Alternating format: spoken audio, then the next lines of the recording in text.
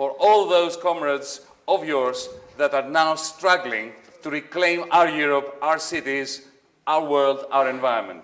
We need Bernie Sanders to run for president.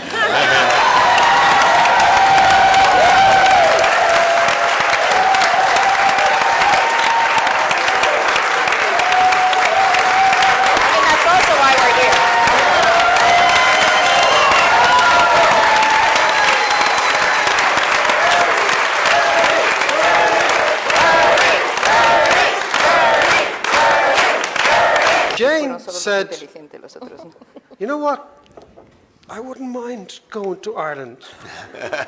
I said, that's cool, that's cool. So Bernie Sanders, one of the most recognizable names and faces in the world, came to Dublin as Jane's fella. Turning and turning in the widening gyre, the falcon cannot hear the falconer, things fall apart, the centre cannot hold. Mere anarchy is loosed on the world, a blood-dimmed tide is loosed, and everywhere the procession of innocence is drowned. The best lack all conviction, while the worst are full of passionate intensity. This discussion here is, I think, about the best people deciding not to lack conviction, but to come to the table and share ideas together. Because if we don't do that, we will lose. If you had told me 4 years ago that I, a working class woman that didn't have contact with the elites or with any kind of power, would be elected mayor of Barcelona, would be here with Bernie Sanders and all of you, I wouldn't believe it. A new way of doing politics, more inclusive, more democratic, more feminist, more innovative. And we decide to start at local level because the politics of austerity and corruption had destroyed the credibility of public institutions. We needed to provide real and concrete solutions through actions that change people's lives. Because the local level is the best place to improve democracy. It's where we live our daily lives, and it's where the government is closest to the people. So we came together around our shared goals for the city, and without having any media or economical or political power, we won the elections 3 years ago. I was elected a first woman mayor in the history of Barcelona.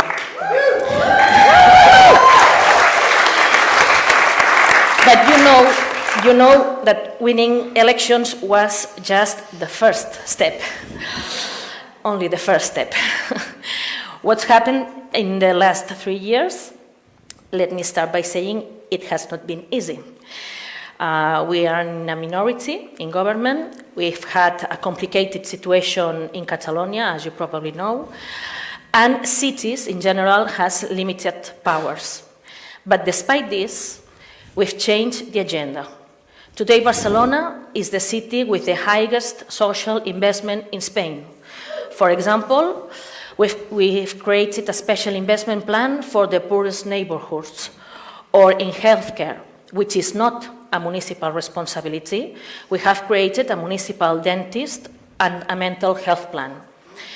But it's not just about increasing social investment.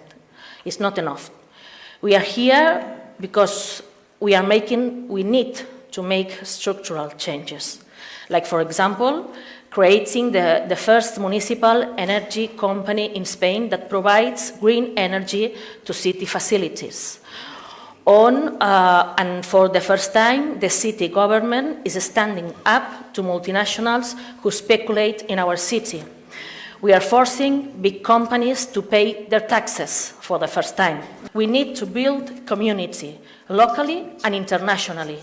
A community that can transform fear into hope. You need action. You need to demonstrate with concrete examples that there's an alternative. No? And in southern Italy, Riace, there's a mayor that opened his little town to immigrants. Salvini is afraid from Mimo Lucano, a little mayor of a little town, because he demonstrates that political of refugees, welcome refugees, is positive for Italy and for Italian people. And now I think it's very important that all of us, we have to say that Mimo Lucano is the mayor of the world. It's our mayor, and we have to defend Mimo Lucano. Yeah, we do need a progressive international movement. Young indigenous people live in third world living conditions. I'm also, we live in a country that, despite all of the positives, where my generation is facing a kind of inequality, the likes we haven't seen before, and catastrophic climate change.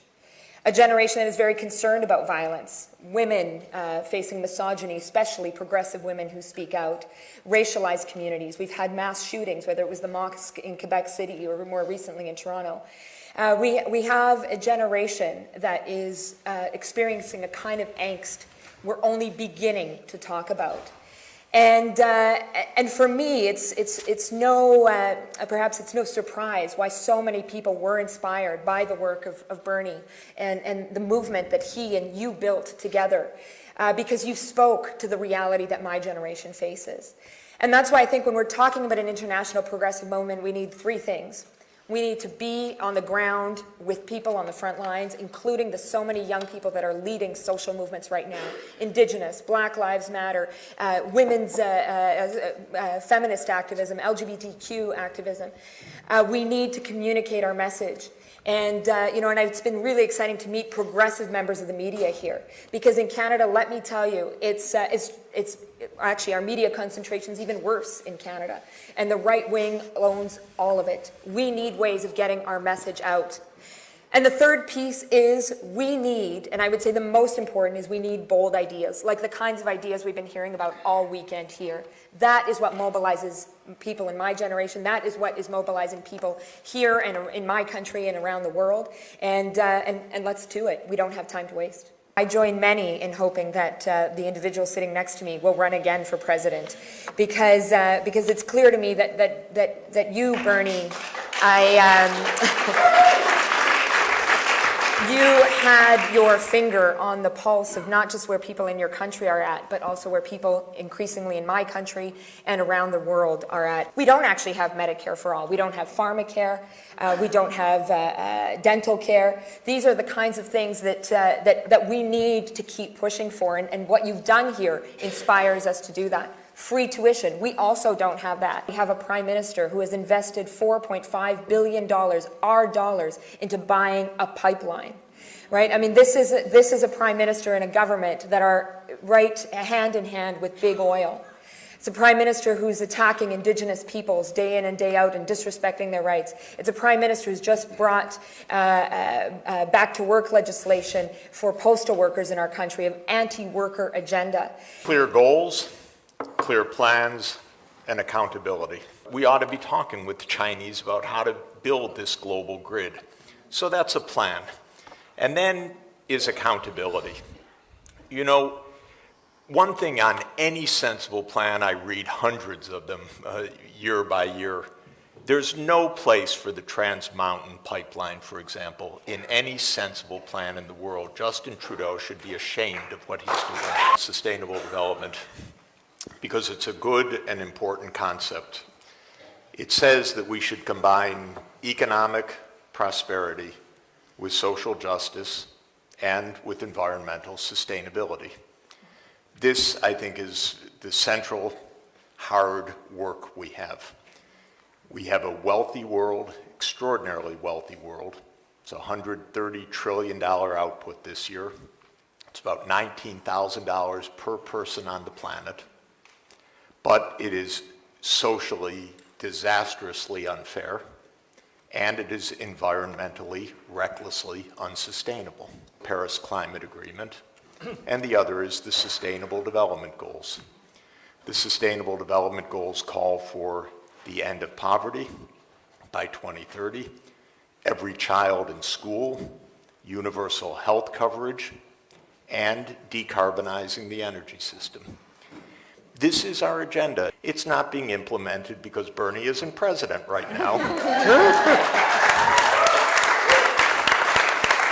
The United Nations in September 2019, every head of state will be there.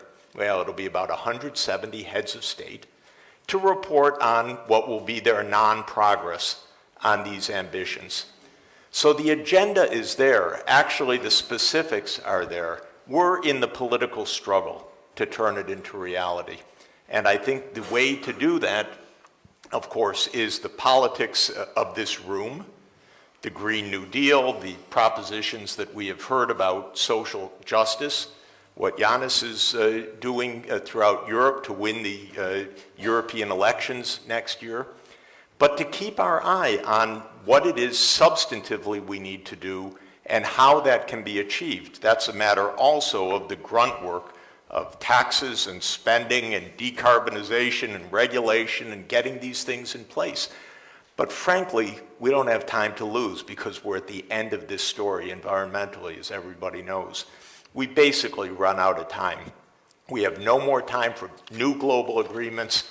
Either we implement what we have said we would do, or we have lost the planet for at least hundreds of millions of people. Bernie, when you become president, get progressive ideas out to people. You know, we talk about Trump winning states by 30 points. Understand that in those states, nobody is hearing progressive voices. All they're watching is Fox television or listening to right-wing radio. And we can have all of the brilliant ideas we want here. And one of the reasons that Jane has all these cameras here, by the way, not, just 1,000 people, it's a small group of people. The goal here is to use social media. It's not good enough to talk to each other. Get that word out to people who have not heard these ideas. Trump became president of the United States because there is a massive amount of pain in this country, which is not seen on television, which many of my Democratic colleagues do not know and do not talk about. The life expectancy in the United States of America has declined for the third straight year. And often that is taking place in rural areas where people have no income, no jobs, no education, no hope for their kids. So we have got to reach out to all of our brothers and sisters. When people are pushed aside economically in rural areas, when people are hurting, you have demagogues who deal with that pain and say the problem is that Mexican immigrant who's picking strawberries for $8 an hour, or that person from Syria who has come in to the UK, all right? So you take that anger and frustration and hurt that people are feeling and you turn them against people who are in worse shape than you are, all right? And our job is to bring our people together to say, no, it is not some Mexican picking strawberries for $8 an hour who's our enemy. It is Wall Street. It is the fossil fuel industry. It is the drug companies. It's the insurance companies. Let's stand together and take those people.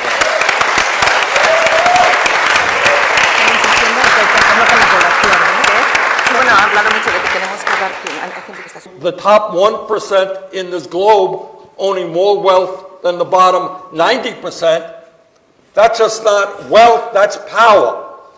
And when Nikki talks about the media, those are the people who not only own the media in Canada, it's Rupert Murdoch, it's Fox, it's right-wing folks who control the level of discussion in this country and all over the world. It is the fossil fuel industry who worries more about their short-term profits than they worry about the future of this planet. It is the prison industrial complex. It is the military industrial complex. We heard in the last panel the enormous amount of money being spent on prisons and police. Forget that. We are spending $700 billion on the military in the United States alone. That is more than the next 10 nations, most of whom are our allies. Throughout the world, we're spending well over $1 trillion on the military. Think what that could do to alleviate poverty in this world, to provide the quality of education. So in fact, to do what all of us know we can do, and that is that we have the technology now to transform our energy system away from fossil fuel. And by the way, when we do that, we create millions of good jobs in this country and around the world. We have to stand up and fight on, which too few of us are now doing. And that is the greed and recklessness of Wall Street. All right? You're not going to see too much of that on CBS. But you got a half a dozen, Jeff, correct me if I'm wrong, a half a dozen major financial institutions that have assets of what, 60% of the GDP of America. These people have incredible power. They run Greece. They run countries all over the world. 60% of children in Greece are below the poverty line, the 2008 poverty line. 1 in 2 families have no one working in it. Now, what happened then? Such a Great Depression, friends, begets a progressive movement that responds, and Nazis. We have the 3rd largest party in our parliament is not a neo-Nazi party. There's nothing neo about them. They do Sieg Heils, they have Hitler.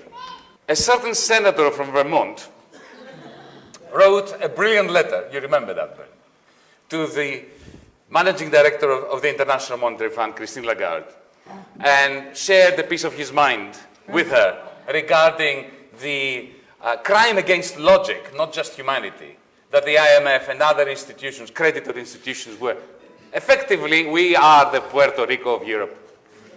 And it's not my saying, this was what the finance minister of Germany said to your own finance minister, Jacques Lou, when Jacques Lou just very mildly complained about the treatment of Greece by Germany, the German government, but not by Germany, and Wolfgang Schäuble said, would you trade Puerto Rico for Greece? This is the kind of mindset which typifies the collapse. Now, during that month as well, a certain professor of economics from this country, actually a couple of them, and both of them are in the room, one is Jeff Sachs, the other is Jamie Galbraith, joined my team, and we did battle together.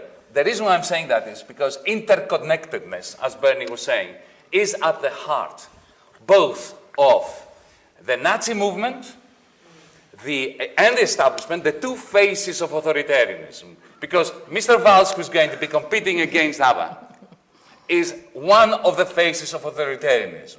Macron, Merkel are the same face. The ones who said to me when I moved into the corridors of power, very, very fleetingly, they said to me, elections cannot be allowed to change economic policy. To which I responded, this is a great piece of news for the Chinese Communist Party because they believe the same. And the other face of the same monster of authoritarianism, of course, is the Nazis that are growing up everywhere. The Trumps. Mr. Bannon understands internationalism. He is going up and down Europe, trying to organize the Salvinis, the Kurzis, the Seehofers against civilization, effectively. We have to respond with a progressive international. In the previous sections, we were talking about the Green New Deal. If we do not succeed in the international Green New Deal, not an American one, not a North American one, not a white one, not a European Atlanticist Green New Deal, but an international New Deal, ruin without end is going to loom black across our lands, our rivers, our mountains. Colleagues, friends, comrades, ladies and gentlemen, it's not enough for us to get together and chat once every 6 months, every 12 months. Because the bad people that David McWilliams was referring to do a lot more than that. They work in real time, in continuous time, every day. And we need to create a progressive international that does work constantly to create a plan, a blueprint, in order to empower the dream. We are now going to issue an open call to all progressives in the world.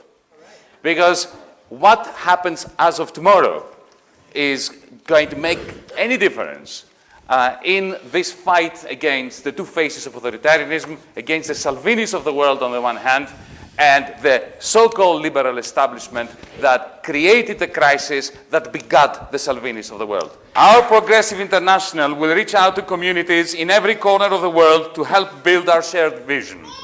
Our Progressive International will stand by people who are already fighting to end inequality, exploitation, discrimination, and environmental degradation. Our Progressive International will reclaim our communities, our cities, our countries, and our planet with a bold international New Deal, Green New Deal, that we will work together to deliver. It is time for progressives of the world to unite. Today, on behalf of DiEM25 and the Sanders Institute, we issue a call to action to create a global network of individuals and organizations that will fight together for dignity, peace, prosperity, and the future of our planet. Join us. I served as a member of a progressive government after the banking collapse in Iceland 28. We managed actually to counterbalance austerity with redistribution designed to protect our social welfare system. This shows that it is possible to resist antisocial ideologies designed by neoliberal ideologies. Therefore, I want to give my voice to Progressive International, which is strongly committed to transformative politics, sustainability, economic and social rights, and dignity for all people. There is a global struggle taking place of enormous consequence. Nothing less than the future of humanity is at stake.